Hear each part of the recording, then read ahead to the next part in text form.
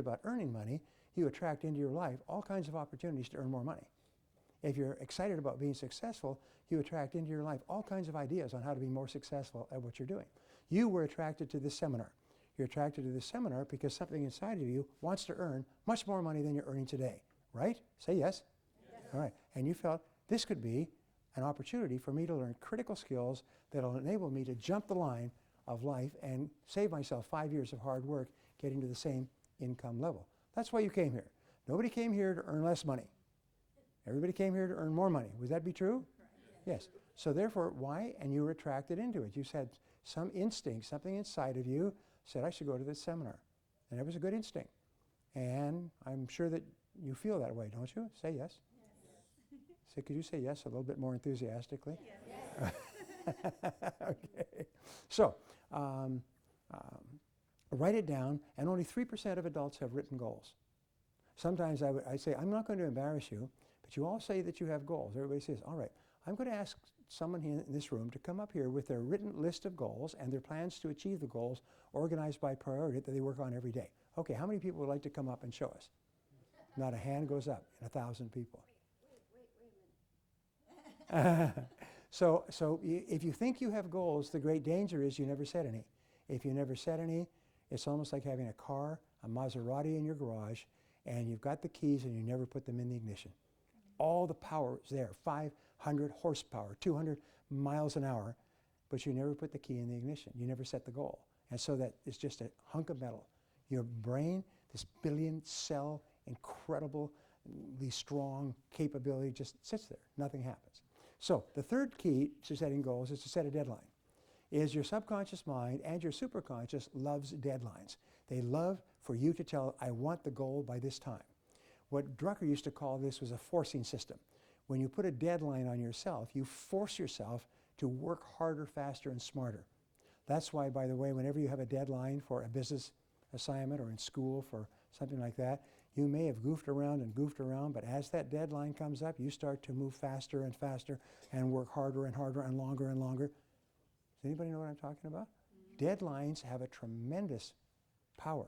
But here's the wonderful thing. If you write your goal and set a deadline and make it measurable, and set a deadline, your subconscious and superconscious mind just grab it, put it into this supercomputer, and your whole life just goes, starts to work 24 hours a day. It's an incredible power. My first 2-day seminar called the Phoenix Seminar, I talked about this for 2 days, and people walked out of that and became rich.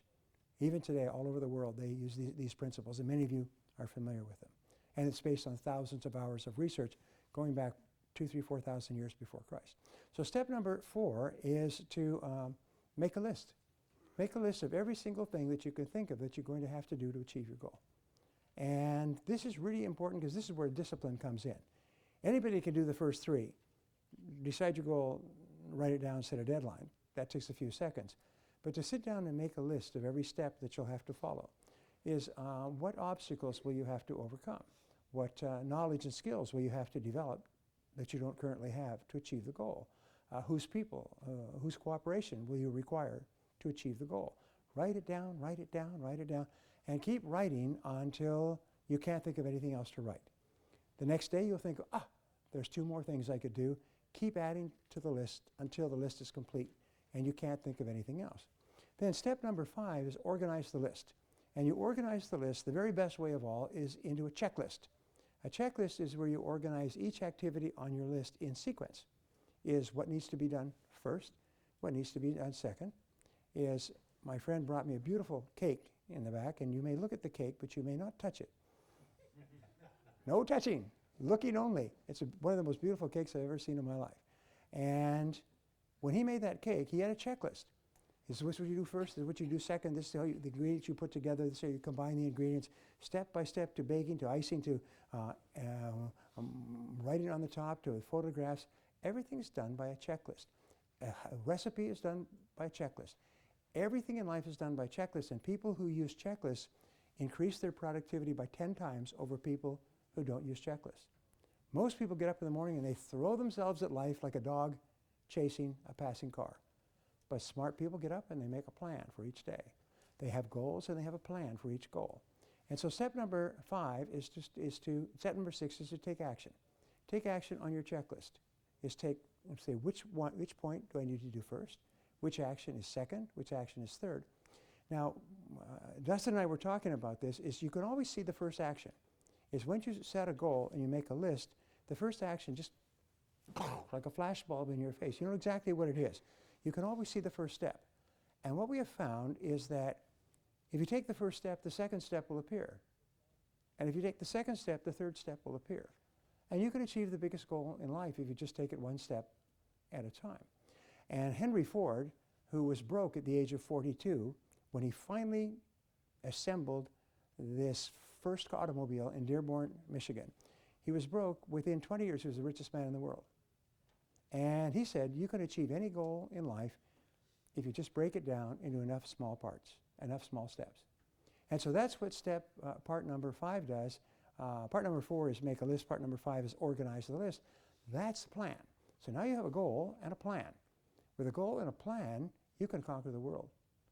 And here's what we find is that if you do not have goals, then you are condemned forever to work for people who have goals. We have 3% of people in the world who have goals, and everybody works for them. A couple of years ago, they had this political nonsense about the 1% versus the 99%. And, of course, they had no idea what they were talking about. The 99% in those demonstrations, by the way, were made up of upper-class kids who came from the suburbs who drove their lovely brand-new cars that they got when they graduated from college to the demonstrations, parked them around the corner a couple of blocks away. And it turned out that most of them had college degrees, and they had taken totally useless degrees. They had spent their college time just fooling around, chasing girls, drinking, partying, and taking the most useless courses possible to be able to get a degree. And everybody knows that, because anybody who's been to college knows what I'm talking about. And now they came out with these useless degrees, and they were unhireable because they had no earning ability. Nobody's willing to pay them any money to do absolutely useless and stupid things. So now they're protesting with the 99% as if they were the poor people. These people weren't poor. Most of them were really well off, came from good families. That's why they had time. The others, the poor people, were working for a living.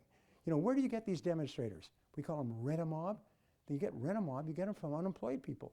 They just go through the unemployed sections of town, they load the buses up with unemployed people, and they pay them $10, $15 an hour to demonstrate. What are you demonstrating for? $15 an hour? I don't know. What's on the poster? I don't know, I can't read. So whenever you see these demonstrators who are so, you know, and they're performing for the supervisors. The ones that perform or demonstrate the most vigorously get hired for the next demonstration. I mean, what's so remarkable about that? We know that. If you wanted to be hired for the next demonstration, you'd chant and scream and maybe attack somebody. Whoa, you attack somebody, you get promoted in the demonstration ranks. Anyway, so you make your list, and then step number 6 is take action. Take action on your list. Take the first step. As I said, you can always see the first step. Take the first step and take it immediately. Take it now. If it means picking up a book, if it means walking across the street, it's just start. And step number 7 is going to make you rich, happy, thin, and popular. And step number 7 is to do something every day on your most important goal. Do something every day on your most important goal. 7 days a week, never miss a day. You get up in the morning and you plan your day in advance, but you do something to achieve your most important goal. And every day do that, or more than something. At the end of each day, review. What did I do today to achieve my goal? And wonderfully enough, the first few steps are hard, the first few days, but soon you begin to develop a principle, which is not only a physical but an emotional principle. It's called momentum. In physics, they talk about momentum. Things go faster and faster in the absence of a countervailing force, the principle of inertia, the principle of thermodynamics, and so on. Whereas you begin moving towards your goal, you start to move faster and faster, and you start to get positive feedback, and you start to see changes and results. And these motivate you to take more steps, and you feel happier. And pretty soon you start to become impatient with sleep. You can tell when you're really starting to go because you're impatient that you have to sleep, because you've got so much stuff that you can hardly wait to do the next day. If people who sleep long periods of time are people who don't particularly want to get up because they don't have anything exciting to get up for. But when you have goals, oh my, you hate to go to bed, and you hate to sleep because got so much stuff that you want to do. Because every time you start and complete a step towards your goal, it gives you a rush of endorphins. Endorphins are called nature's happy drug, which they activate your creativity, they calm your personality, they make you happy and genial, they give you energy, they strengthen your immune system, and so pretty soon you can hardly wait to start and complete one of the steps on your task and get this endorphin rush. And so all day long you're starting and completing little tasks and you're getting this endorphin rush and you're just happy all the time and you're eager to do more stuff. Anyway, so those are the 7 steps. So what we're going to do is I'm going to ask you to take a clean sheet of paper and I'm going to ask you to write down 10 goals. Now here's the way you write goals, and again, this is very important. Your subconscious mind is a computer that only accepts commands if they are phrased in a particular way. And we call these the 3 Ps. So whenever you write down a goal, you write it as an affirmation, and the first P is personal. So you write the word I, all right? And the second P is present tense. So you always write it in the present tense. So you always tell your subconscious mind that you already have this goal. And the third is just always positive. So for example, you would say, I earn X number of dollars by December 31st, 2016. Now that's very clear. That tells you, and if you, whatever you're earning today, let's say your goal is to double that. You're earning $50,000 a year, then your goal is to earn $100,000.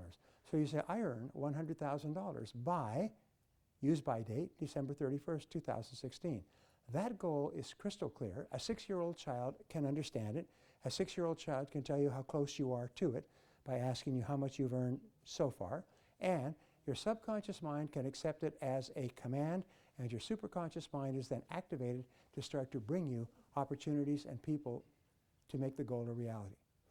A reverse would be saying, I don't smoke cigarettes anymore, or I don't weigh this amount anymore. Best way is to say, I am a non-smoker by June 30th, or June 30th, 2016. I am a non-smoker, a practical, positive tense, by this date. Or you can say, I weigh this number of pounds by this date. And that will trigger your subconscious and superconscious. And you know what? If you repeat this over and over again, as a smoker, you gradually lose the desire to smoke. And one day you wake up in the morning and the idea of smoking almost makes you retch. It's the most amazing thing. It just kind of turns it down lower and then off. If with regard to weight loss, is if you say, I weigh this amount, your subconscious mind starts to cause you to dislike foods that cause you to gain weight. You start to dislike sugars and salts and fatty foods and heavy foods and things like that. They start to get repelled by them. And you find yourself eating more and more healthier foods and fewer of them. And you don't even have to think about it. Your subconscious and superconscious mind just programs it in. They say, hey, we've got a goal to get to. We've got a deadline to hit. We got to get to that deadline. And so they start to change your whole behavior and your tastes and your desires to achieve the goal. I can tell you so many stories of people who achieve their goals this way. And so you're going to write down 10 goals. They're all going to start with the word I, and they can be anything that you want, but they're going to be 12-month goals. Imagine whatever you write, you can accomplish. Don't worry about whether you have the time and the money and the resources or anything else. Just imagine if you can give this instruction to the universe will bring you the goal. You have one responsibility, and that is clarity, to be crystal clear, to write down your goal so that a 6-year-old child can understand it clearly and tell you how close you are to it.